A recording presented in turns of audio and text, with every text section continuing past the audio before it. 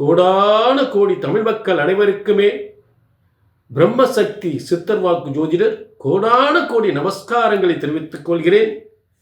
எல்லாரும் எப்படி இருக்கீங்க? நல்லா இருக்கீங்களா? உண்மையாகவே சிறப்பாக இருக்க வேண்டும், நன்றாக இருக்க வேண்டும். பல யோகங்களையும் பல செல்வங்களையும் நல்ல ஒரு யோகத்தை இந்த நிகழ்ச்சியின் மூலம் பெற வேண்டும். சகல சௌபாக்கியங்களும் பெற வேண்டும்.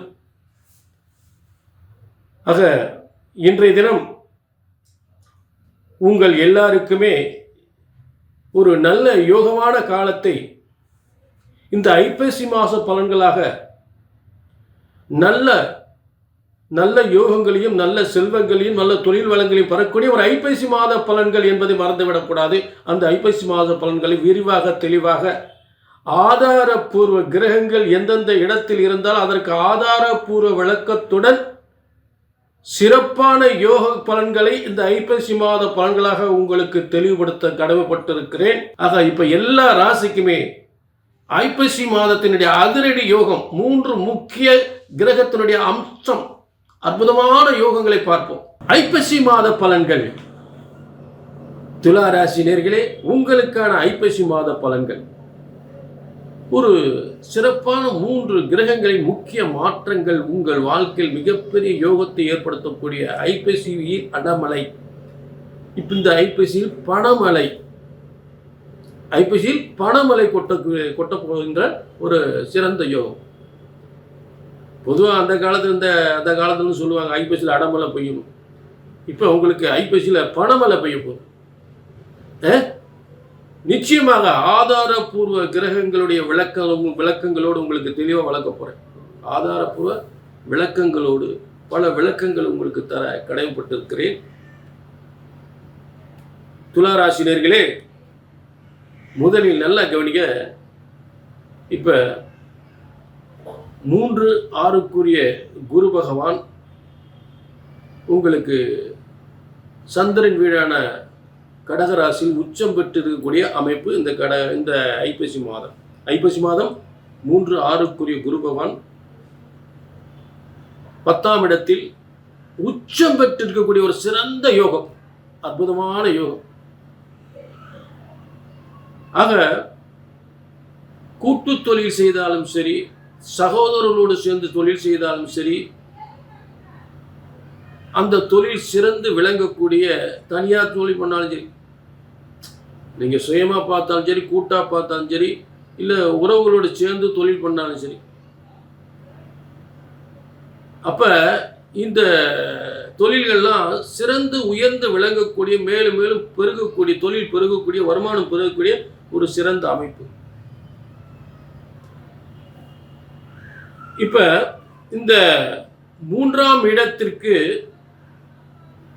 4ஆம் இடம், 3ஆம் இடத்திற்கு 4ஆம் இடம் தான் 6ஆம் இடம். 4ஆம் இடத்துக்கு 4ஆம் இடம். அப்ப 3ஆம் இடம்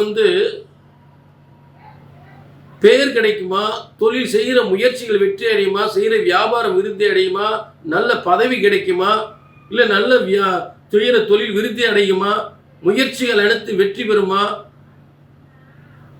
அக்கம் பக்கம் அதாவது ஒரு வியாபாரம் நடத்துறோம், எல்லாருடைய ஆதரவு அதில் சிறப்பாக இருக்குமா, 3ஆம் இடம் எல்லாருடைய ஆதரவு, எல்லாருடைய ஆதரவு. பக்கத்து கடைக்காரன் என்ன எப்போ பார்த்தாலும் இடைஞ்சல் பண்ணிட்டே இருக்காயா, பக்கத்து வீட்டுக்காரன் எப்போ பார்த்தாலும் இடைஞ்சல் பண்ணிக்கிட்டு இருக்கான். அப்ப இதுக்கு இந்த 3ஆம் இடம் சரியா இருக்கணும். அப்ப ஆதரவு, உங்கள் தொழில் ஆதரவுக்கு, அண்ணே இந்த கடையை நான் பார்த்துக்கிறேன், நீங்க போயிட்டு வாங்க அப்படி பக்கத்து வீட்டுக்காரவங்க, இப்போ இந்த சின்ன வேலை இருக்கு, நான் பார்த்துக்கிறேங்க, கிளம்புங்க அப்படின்னு சொல்லக்கூடிய நிலை. இப்படி ஒரு ஆதரவு. அப்படிப்பட்ட ஆதரவோடு 6ஆம் அதிபதி என்ன, உங்களுக்கு தொழிலாளர்கள், இல்லாட்டி உங்க பதவி நிர்வாகம், வியாபாரம் தொழில் செய்தால் சொந்தமயமான உங்களுக்கு உங்கள் பேச்சை கேட்டு உங்கள் தொழிலை விருத்தி செய்வாங்களா, பணியாட்கள் நல்லபடியாக வேலை செய்வாங்களா, உங்கள் தொழில் நல்லபடியாக விருத்தி அடையுமா, பல வெற்றிகளை அடையுமா அப்படின்னு சொல்லக்கூடிய 6ஆம் இடம். தைரியம், வீரியம், வீரியம், தைரியம், போட்டி, தொழில் போட்டி, பதவியில் முன்னேற்றம் அப்படின்னு சொல்லக்கூடிய, அதாவது உத்தியோகமாக இருந்தாலும் சரி, அதிகாரத்துவம் வாய்ந்த உத்தியோகம் கிடைக்கும். அதிகாரத்துவம் வாய்ந்த ஆணையிடும் அதிகாரம் சம்பந்தப்பட்ட உத்தியோகம் கிடைக்கும். சொந்த தொழிலாக இருந்தால் தொழிலாளர்களை வைத்து சொந்த தொழில் விருத்தி அடி, மேலே மேலே விருத்தி அடி. அது 6ஆம் இடம். 3ஆம் இடம் அதற்கு பக்கபலமாக இருக்கக்கூடியது, எல்லாருடைய ஆதரவும் கிடைக்கக்கூடியது. அந்த 3ஆம் இடம் வலிமையாகும் போது உங்களுடைய செய்கிற தொழில் பேரும் புகழும் கிடைக்கும். முயற்சிகள் வெற்றி பெறும். என்ன முயற்சி பண்ண போகிறோம்? படிக்கிறவங்க படிக்கிற முயற்சி, தொழில் செய்கிறவங்க தொழிலுக்கான முயற்சி. இந்த முயற்சியில வெற்றி அடையமான அப்ப அதற்குரிய குரு பகவான் உச்சம் பெறுகிறார். அப்ப எல்லாமே வெற்றி அடையும், அதில் மாற்றமே இல்லை. சரி, ஆக இந்த 6ஆம் இடம் வழக்குகளில் வெற்றி பெறக்கூடியது, உடல் ஆரோக்கியத்தை சொல்லக்கூடியது, அதிகாரத்துவம் அந்த பதவியை தரக்கூடியது, புரிஞ்சுங்களா? கோர்ட்டு கேஸ் வம்பு வழக்கில் வெற்றி பெறக்கூடியது, எதிரிகளை வெல்லக்கூடிய தன்மை, புரிஞ்சுட்டீங்களா? இதெல்லாம் ஏற்படக்கூடிய நிலை ஏற்படும். முக்கியமாக சொந்த தொழில், தொழிலாளர்களை வச்சு செய்யக்கூடிய சொந்த தொழில் மிக மிக மிக மிக மிக மேன்மை அடைஞ்சிட்டே போகும். அதில் மாற்றமே இல்லை. அடுத்து உங்களுக்கு ஒரு முக்கிய அடுத்த கிரக மாற்றம் என்னன்னா செவ்வாய்.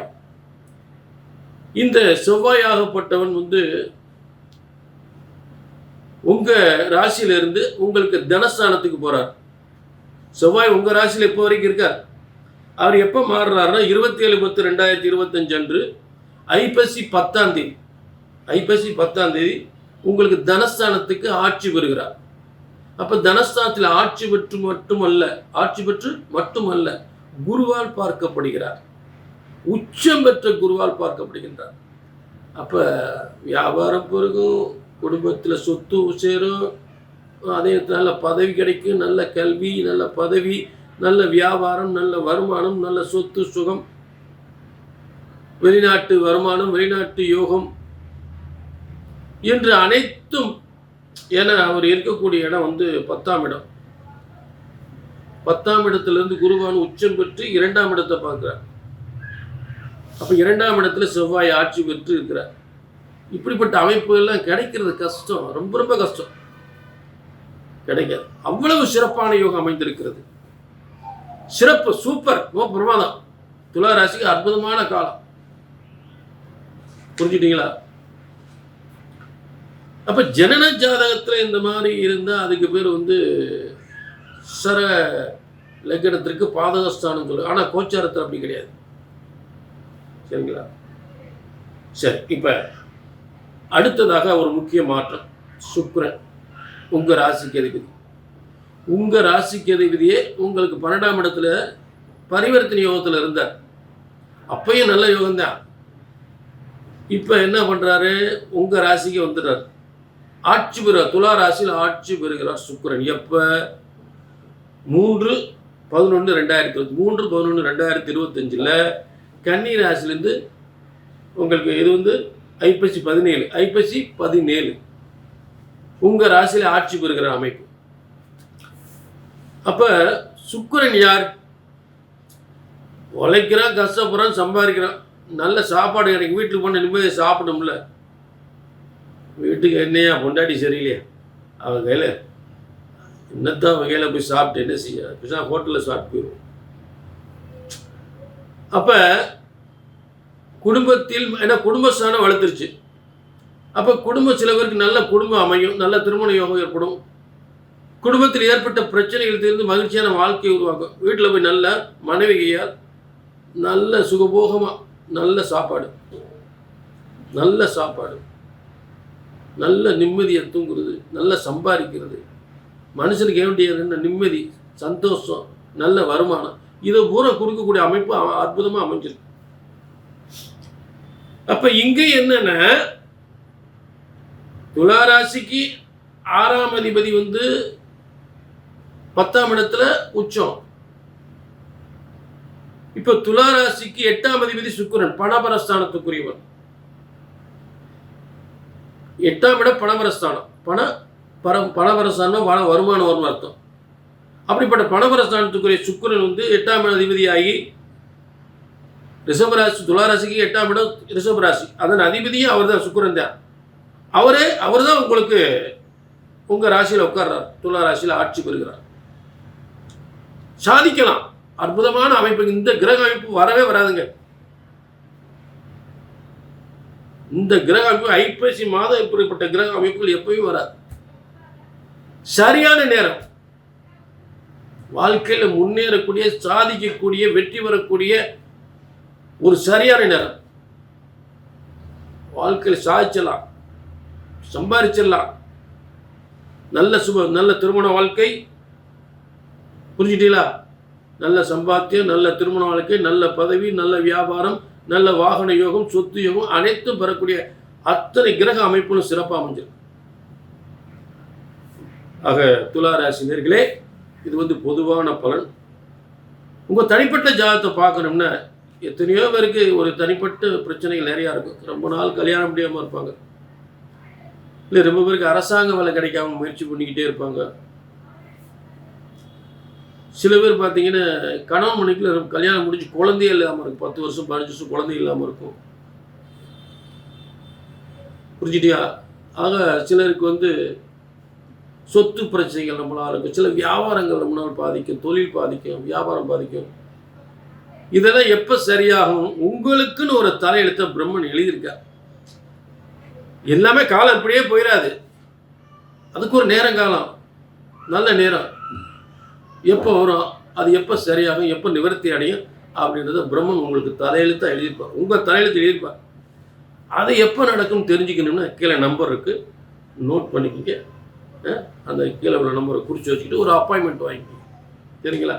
ஆக மீண்டும் ஒரு நல்ல நிகழ்ச்சி சந்திக்கும் வரை உங்களிடமிருந்து விடைபெறுவது 18 சித்தர்களும் முனிவர்களும் உருவாக்கிய சித்தர் வாக்கு ஜோதிடர் பாலச்சித்தர். நன்றி, வணக்கம்.